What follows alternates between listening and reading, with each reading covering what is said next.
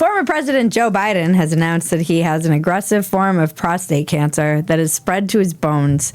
And after taking a moment to pause, a moment of silence, and send condolences and wish him well, everyone in America went, "What the fuck?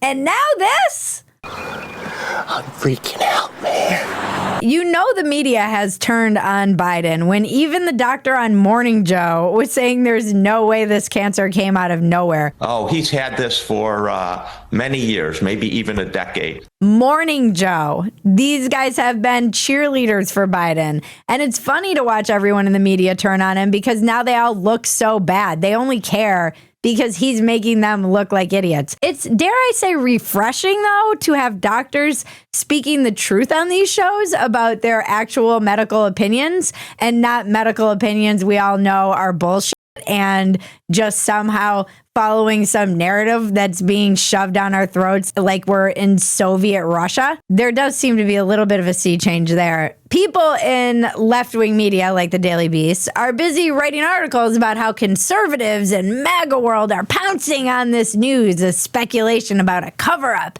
and turning it into a conspiracy theory. Yes, because this administration has never covered anything up before. And I was in almost every meeting with the president. And the president was in front of and on top of it all.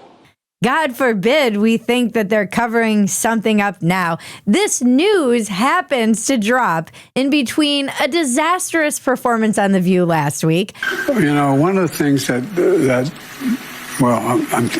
Alyssa, the leaked audio from the Her interview. I'm at this stage in 2009. Am I still vice president? Which was also devastating. And Jake Tapper's book, Original Sin, which dropped today and alleges, you guessed it, a massive cover-up.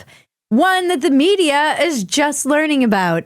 Apparently, Biden was in decline as president. Who knew? Who amongst us knew that Biden was in decline other than everyone? Certainly not Tapper. Things have been going so poorly for Tapper on his "we're trying to find the guy who did this" tour that he hired a crisis PR team last week. And my theory is that their first order of business was to say something like, "Release the cancer diagnosis. We've got to bury this." CNN political analyst David Axelrod insisted on-air conversations about Biden's mental acuity should be more muted and set aside for now as he's struggling through this.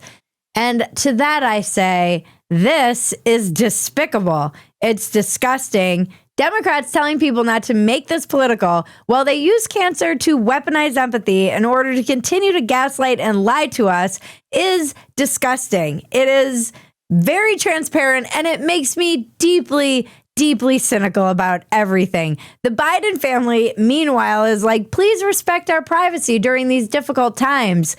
Difficult times meaning we're being investigated for defrauding the American people. Please respect our privacy.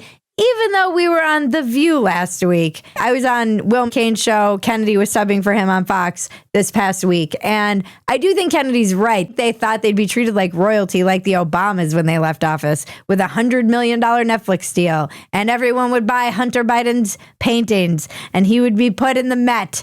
And everyone would celebrate them and want their, $60 million book deals. And that just isn't happening. He's not popular.